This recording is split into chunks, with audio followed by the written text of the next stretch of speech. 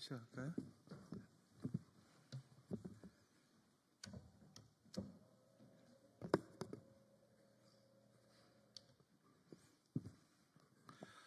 안녕하십니까. 기본소득당 사회연대의제 특별위원회 위원장 이승석입니다. 두 번째 세계협동조합의 해 협동조합 제도 정비를 위한 협동조합 기본법 일부 개정안 발의 기자회견을 시작하겠습니다. 우선 참석하신 분들을 먼저 소개해 드리겠습니다. 기본소득당 용해인 국회의원님 참석하셨습니다. 한국사회적경제연대회의 하재찬 상임이사님 참석하셨습니다. 전국협동조합협의회 김대훈 사무총장님 참석하셨습니다. 서울지역협동조합협의회 김상현 회장님 참석하셨습니다. 기본소득당 사회연대경제 이기대 국장님 참석하셨습니다. 첫 번째 발언은 서울지역협동조합협의회 김상현 회장님 발언이 있겠습니다. 이어서 기본소득당 용해인 국회의원님 기자회견문 발언 이어지도록 하겠습니다. 네, 안녕하십니까. 저는 서울지역협동조합협의회 회장 역할을 맡고 있는 김상현입니다. 먼저 협동조합의 성장과 발전을 위해 지속적으로 노력해 주시는 기본소득당 용해인 의원님과 기본소득당 사회연대경제특별위원회 이승석 위원장님께 깊은 감사를 드립니다. 2012년 유엔은 세계협동조합의 해를 지정한 바 있습니다. 이는 협동조합이 세계 경제와 사회적의 지속 가능성에 기여하는 중요성을 인정하고 각국 정부와 국제사회가 협동조합을 적극 지원하도록 독려하기 위함이었습니다. 이에 따라 우리나라는 같은 해 12월 협동조합 기본법을 제정하였고 현재 3만여 개 협동조합이 설립되어 양적 성장을 이루었습니다. 이제 유엔은 2025년을 두 번째 세계협동조합의 해로 지정했습니다. 이는 협동조합이 지속가능 발전 목표 달성에 있어 핵심적인 역할을 수행하고 있으며 글로벌 경제와 사회 문제 해결을 위해 그 역할을 더욱 확대해야 한다는 국제사회의 공감대가 형성되었음을 의미합니다. 따라서 이제는 협동조합의 질적 성장과 지속가능한 운영을 위한 제도적 정비가 필요한 시점입니다. 이러한 국제적 흐름에 맞추어 기본소득당 용해인 국회의원이 대표 발의한 협동조합 기본법 일부 개정 법률안은 협동조합이 국제적 기준에 부합하며 지속가능한 성장을 이루도록 지원하는 중요한 법적 기반을 마련하는 것입니다. 특히 이번 개정안에서 서면 및 온라인 총회를 허용하는 조항은 현재 협동조합의 가장 절실한 제도 중에 하나입니다. 코로나19 팬데믹과 같은 비상 상황에서는 대면 총회가 제한되면서 협동조합의 신속한 의사결정이 어려웠고 경영에 큰 차질을 빚은 바 있습니다. 빠르게 변화하는 사회환경 속에서 대면 총회만 의존하는 협동조합 운영 방식은 지속가능한 성장과 발전을 저해할 수밖에 없습니다. 따라서 온라인 및 서면총회 도입을 통해 협동조합이 보다 유연하고 효율적으로 운영될 수 있도록 해야 합니다. 둘째로 이번 개정안은 연합회의 공제사업 대상을 회원조합원의 조합원까지 확대하도록 하였습니다.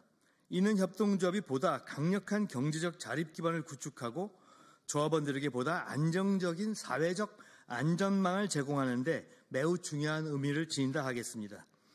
협동조합은 단순한 경제 조직이 아닙니다. 협동조합은 사회 문제를 해결하는 혁신적인 경제 모델입니다.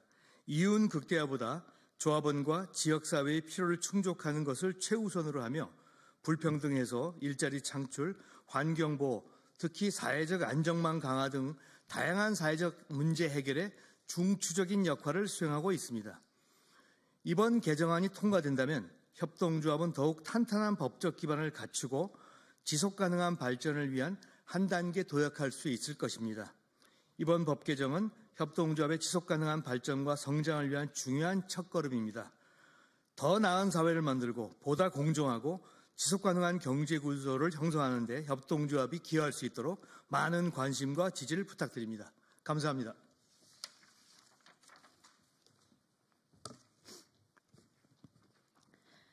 네, 기본소득당 대표 용혜인입니다. 오늘 협동조합 기본법 개정이 필요한 이유에 대해서 주요 개정 내용에 대해서 자세히 설명드리도록 하겠습니다. 시대의 변화를 따라가지 못하고 있는 협동조합 기본법, 이제는 개정해야 합니다. 현행 시행되고 있는 협동조합 기본법은 올해 1월 31일에 개정이 되었습니다만 개정 사유가 탑법 개정에 따른 것으로 협동조합에 필요한 실질적인 내용들은 담지 못하고 있습니다. 현행법 이전의 법령은 2021년 1월에 시행된 것으로 사실상 4년 동안의 시대 변화를 따라가지 못하고 있어서 더더욱 개정 필요성이 절실합니다.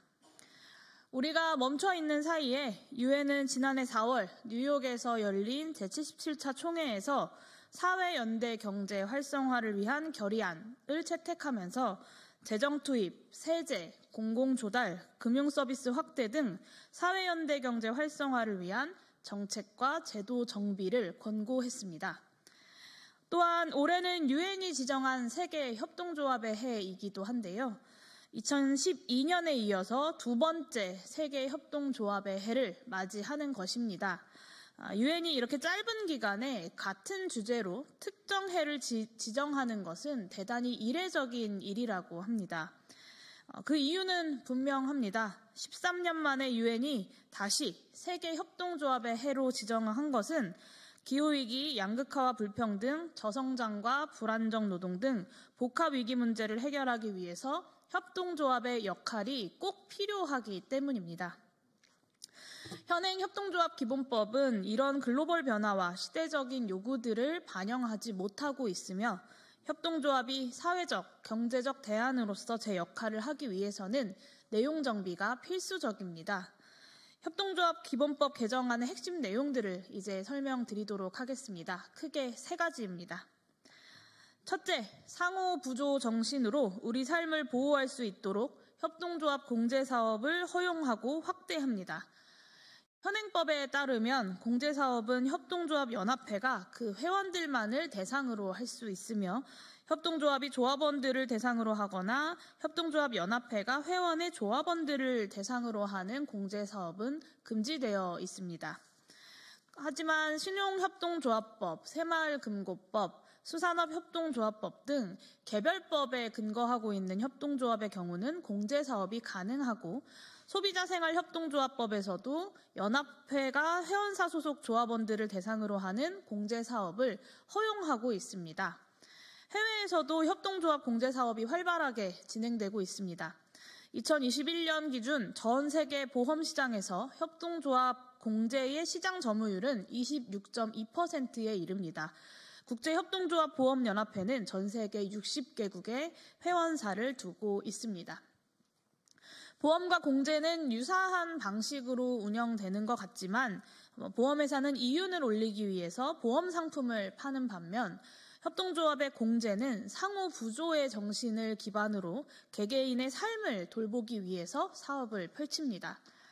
실제 아이쿱 협동조합 연구소에서 2019년 발행한 한국 사회적 경제 공제 실태와 제도 개선 방안 연구에 따르면 한국 생명보험사의 개인보험 지급률은 65.5%, 그리고 우체국 보험의 지급률은 74.9% 수준입니다.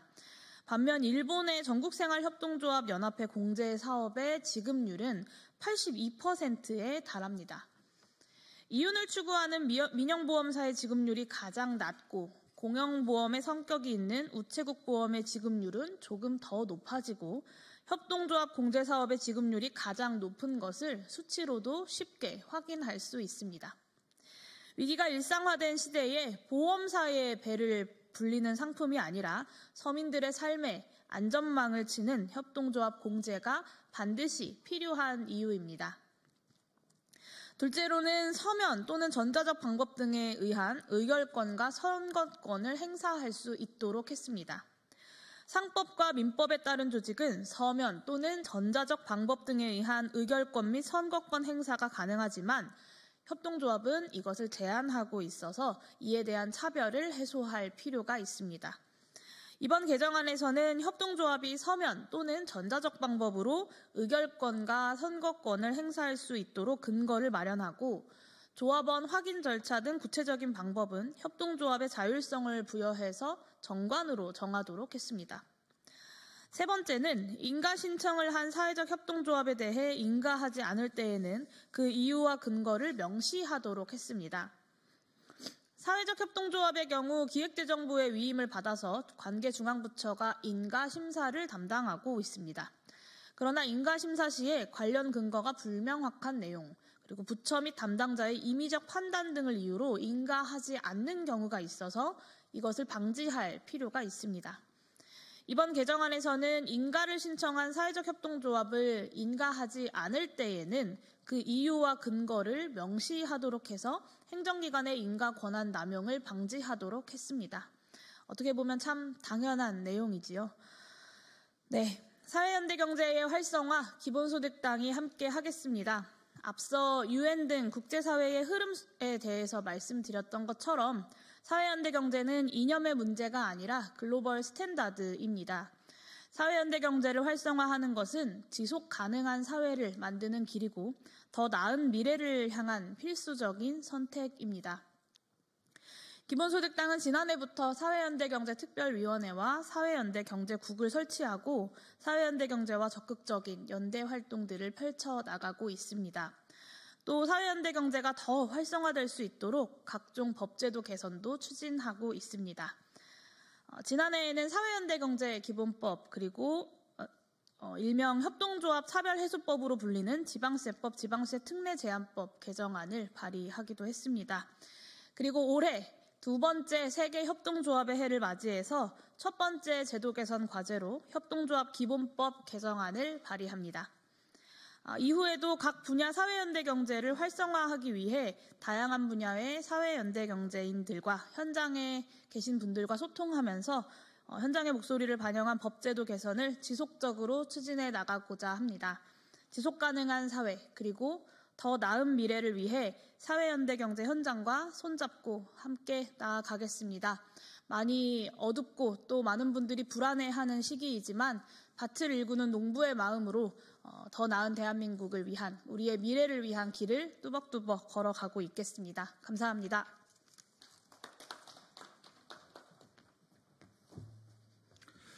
네, 협동조합이 지속가능한 사회로 이행할 수 있는 첫 걸음, 협동조합 기본법 일부 개정 법률안이 통과될 수 있도록 여러분들의 많은 응원과 지지를 바라겠습니다. 이상으로 기자회견을 마치도록 하겠습니다. 고맙습니다.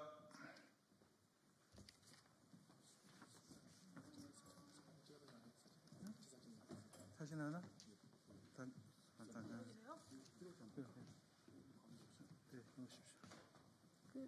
김종필 선임님, 더 가까이 와주시면 감사하겠습니다. 앞으로? 아니, 이게 있는 게 좋죠.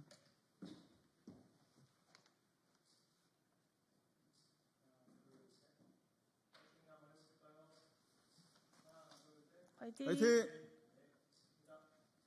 감사합니다. 고맙습니다.